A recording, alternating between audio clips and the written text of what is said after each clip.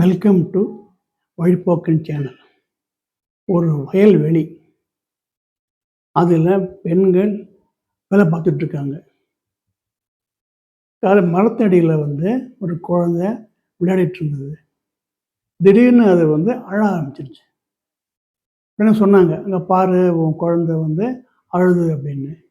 உடனே அந்த அந்த அந்த பொண்ணு, அந்த குழந்தையோட அம்மா அப்போ கை கழுவிட்டு அந்த குழந்தைய எடுத்து சமாதானப்படுத்துது. பால் கொடுக்குது, என்னமோ சொல்லுது. அந்த குழந்தை அழுகையை நிறுத்தவே இல்லை. சரின்னு பார்க்குது, பூச்சி கடிச்சிருக்கான்னு பார்த்தது, அதெல்லாம் ஒன்றும் கிடையாது.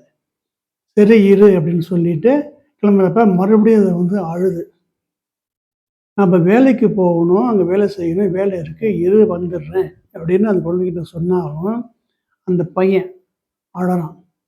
அப்போ அந்த அம்மா சொல்லுது, நீ எல்லாம் இங்கே ஏன் என் வயிற்றில் பிறந்த, நீ கழுத்தை அறுக்கிற, எனக்கு வேலை இருக்குது, உட்காரு நீ சொல்லிவிட்டு அந்த குழந்தைய அப்படியே வச்சுட்டு இந்த வெயிலில் வச்சுட்டு அந்த அம்மா வயலில் வேலை பார்க்குறதுக்கு போகுது. சரிங்களா? இது இப்படி இருக்கட்டும். அடுத்தது ஒரு கொஞ்சம் பணக்கார வீடு. பையன் காரில் இறங்குறான். இறங்கிட்டு சோபாவில் உட்காடுறான். உட்காந்துக்கிட்டு தலையை பிடிச்சிக்கிறான். He is under tension. அப்போ அவனோட அம்மா என்னப்பா காஃபி சாப்பிட்றியா அப்படின்னு கேட்குது. அவன் நிமிர்ந்து பார்க்குறான். நீ மூஞ்சில் முழிக்காத, போ அந்த பக்கம் அப்படின்றான்.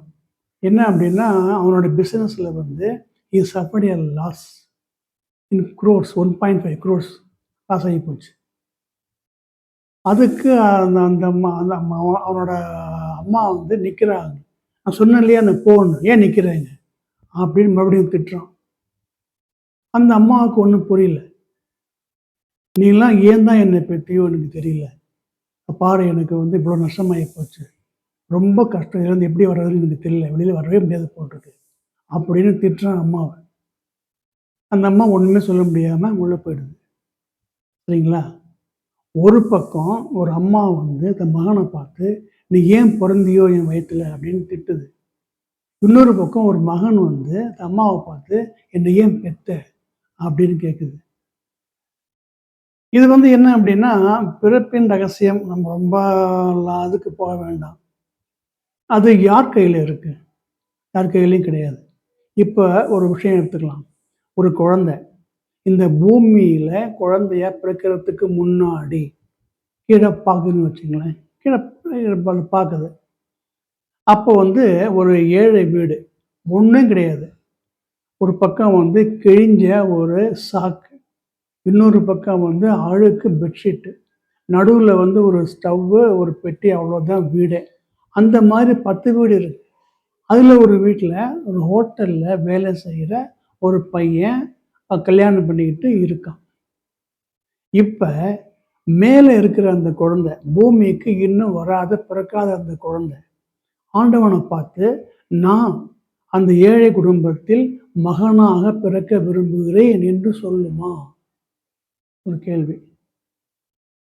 சரி, இன்னொரு வீடு, எம்எல்ஏ வீடு, கார் ரெடியாக இருக்கு. எம்எல்ஏ தன்னோட ஒய்ஃபோட மனைவியோட காரில் ஏறுறாரு. ஒரு ஃபங்க்ஷன், அங்கே போகிறாங்க 2 பேரும், மாலை அணிவிக்கிறார்கள், அவர்களுக்கு சால்வை போடுறாங்க. அந்த அம்மாவுக்கு சால்வை போடுறாங்க, பாராட்டுறாங்க, பரிசு கொடுக்குறாங்க. அந்த அந்த எம்எல்ஏ அமைச்சராகவும் வாய்ப்பு இருக்குன்னு சொல்லிக்கிறாங்க. அப்போ ஒரு குழந்தை, மேலே இருக்கிற பிறக்காத ஒரு குழந்தை ஆண்டவனை பார்த்து, நான் அந்த எம்எல்ஏ தம்பதிகளுக்கு குழந்தையாக பிறக்க விரும்பவில்லை அப்படின்னு சொல்லுமா? ஒரு பாட்டே இருக்கு, நான் கேட்டு தாய் தந்தை படைத்தானா, என் பிள்ளை என்னை கேட்டு பிறந்தானா, இல்லையா? இது தனியாக ஒதுக்கி வச்சிடலாம். இதுக்கு விடையே கிடையாது. இது ஒரு காஸ்மிக் பசில், பிரபஞ்சத்தின் அவிழ்க்க முடியாத முடிச்சுகள். ஆரம்பத்தில் பிறப்பும் உன் கையில் இல்லை என்று ஒரு பாட்டே இருக்கு. சரிங்களா?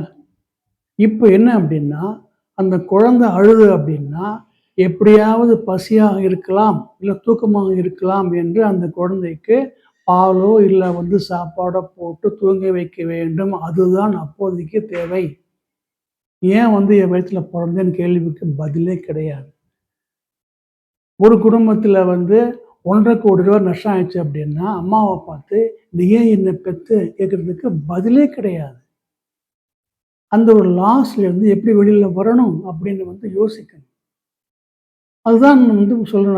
அதுக்கு ஒரு வழிமுறைகளை நீங்கள் கையாள வேண்டும். அதான் லைஃப். பிறப்புங்கிறது யாராலுமே விடை காண முடியாத பிரபஞ்சத்தின் கேள்விகள். இது யார் சொல்ல முடியும்? ஆனா, இப்போ குழந்தைகள் அம்மா மேல ரொம்ப பாசமா இருக்காங்க. அம்மாக்கள் குழந்தை மேல பாசமா இருக்காங்க. அந்த பாசப்பிணைப்பு முதல விடவும் ஜாஸ்தியாவே இருக்கு. ஆனாலும் அது ஒரு 10% தான். வெளியில தெரியாத அளவுக்கு மகனை குறை சொல்ற அம்மாக்களும், அம்மாக்களை திட்டுற மகன்களும் இருக்கிறார்கள்.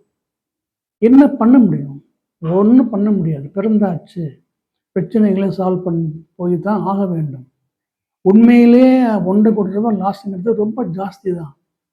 ஏன் என்ன பெத்த? அதனால தான் எனக்கு லாஸ் ஆகி போச்சு அப்படின்னு அந்த மொமெண்ட்ல அந்த பையனுக்கு இருக்கிற ஒரு கோபங்கிறது நம்ம அண்டர்ஸ்டாண்டிங் பண்ணிக்கலாம். அதுக்கு என்ன பதில்? என்ன ஆன்ஸரே கிடையாது. பிறந்தாச்சு. அந்த குழந்தை கேட்டுதா? நான் உன் வீட்டுக்கு வரணும் அப்படின்னு? கிடையாது. இது இது எதுக்கு சொல்றேன் அப்படின்னா, நெறைய குடும்பங்கள்ல அம்மாவுக்கும், பையனுக்கும், அந்த குடும்பத்துக்கும், அந்த குழந்தைங்களுக்கும் இருக்கிற பாசங்கிறது கஷ்டங்கள் வர்றப்ப கொஞ்சம் பிரச்சனை ஆகுது. பணக்கார வீட்ல இருக்கிறவங்களுக்கு இதெல்லாம் பிரச்சனை கிடையாது. இப்போ பொதுவாவே இந்த பாசம் சொன்ன மாரி நெறைய பாசம் இருக்கு. அதெல்லாம் ஓகே. ஆனாலும் சண்டைன்னு வர்றப்ப, கஷ்டம்னு வர்றப்ப, அம்மாவையும், அப்பாவையும் திட்டுறதுல அர்த்தமே கிடையாது. திட்டுறாங்க தெரியாது. வெளியில தெரியறது கிடையாது. நெறைய வீட்ல அம்மாவ திட்டுறான், அப்பாவ திட்டுறான். நெறைய வீட்ல நீங்க கேட்டுக்கலாம். நீங்கள்லாம் பொறந்து என்ன பண்றதுன்னு தெரியல எனக்கு.